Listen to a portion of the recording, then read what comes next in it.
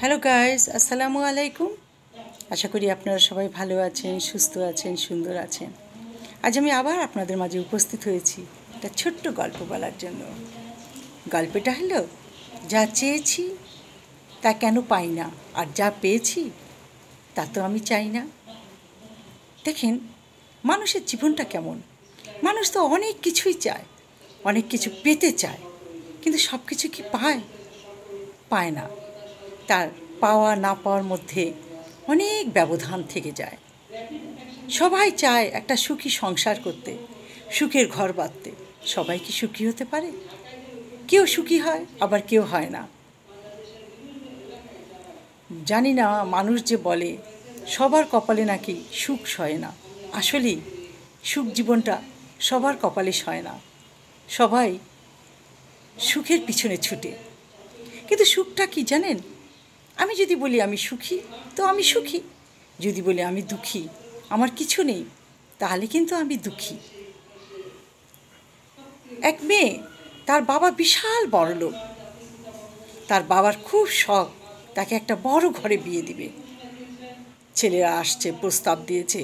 তার বাপের কি আনন্দ! সে বিশাল বড়লোক মানুষ, তার মেয়েরও বিয়ে হচ্ছে এক ব্যবসায়ী ছেলের সাথে। মেয়ে দেখতে খুবই সুন্দরী, খুবই সুন্দরী। কিন্তু সে মেয়ে কী করলো? নিচে যে সাইকেলে পাম্প দেয় সেই ছেলের প্রেমে পড়েছে। একদিন সে দোতলা থেকে বেয়ে বেয়ে লাফ দিয়ে পালিয়ে ছেলেটার মোটরসাইকেলে উঠে চলে যায়। তার বাবা খোঁজ খোঁজ খোঁজ খোঁজ, নাই নাই নাই। 10 দিন পরে দেখে ওই বাড়িতে বউ হয়ে আসছে তার মেয়ে। তার বাবা থানা পুলিশ করতে চেয়েছে। মা বলছে, খবরদার, খবরদার কিছু করবে না, তার শাস্তি তাকে ভোগ করতে দাও। আমিও দেখব সে কত সুখী থাকতে পারে। রান্নাঘরের পাশে একটা ছোট্ট চালাঘর বানিয়ে দিল তার শ্বশুর। সেটাই হলো তাদের ঘর। সকালে উঠে ওর মা ঘুম থেকে উঠে দেখে মেয়ে উঠান ঝাড় দিচ্ছে, ঘর বাড়ি ঝাড় দিচ্ছে, থালাবাটি মাজছে, মাটি দিয়ে ঘর লিপছে, যা সে জীবনও করেনি।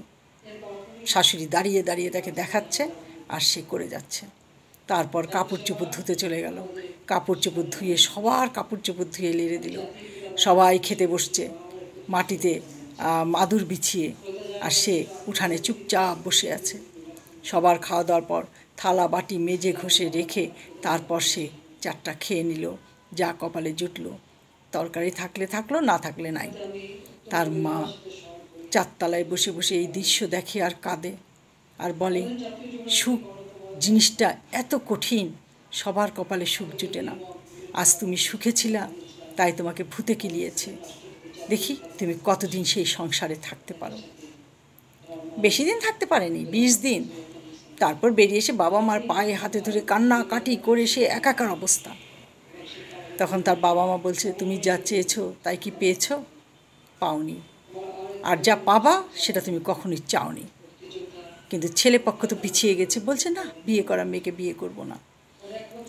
বছর 2-3 পর তার বাবা বহুত কষ্টে এক ছেলের সাথে তাকে বিয়ে দেয়। সে হলো একটা ইঞ্জিনিয়ার। সব কিছু বেড়ে ছেলেটা বিয়ে করেছে। ছেলেটা যে সুখ দিয়েছে, মেয়েটা হতবাক হয়ে গেছে। ভেবেছিল আমি যাকে ভালোবেসেছি, পছন্দ করেছি, সেই আমাকে সুখী করবে। সে তো সুখ দিতে পারেনি। সে শুধু বিয়ে করেছিল তার বাপের অর্থ সম্পদ টেনে নেওয়ার জন্য। কিন্তু পরে যে ওকে বিয়ে করেছে, সে ওকে সত্যি ভালোবেসে বিয়ে করেছে, খুব ভালোবাসত। তাদের সংসারটা সুখের হলো, 2টো ছেলে মেয়ে ঘরে এলো। তাই বলছি, যা চাই তা তো পাই না, আর যা পাই তা মোটেও চাই না। কিন্তু এই না চাওয়ার ভিতরে যে সুখ লুকিয়ে আছে, এটাও তো জানি না। আশা করি আপনারা সবাই ভালো থাকবেন, সুস্থ থাকবেন। আজ এই পর্যন্ত। আল্লাহ হাফেজ।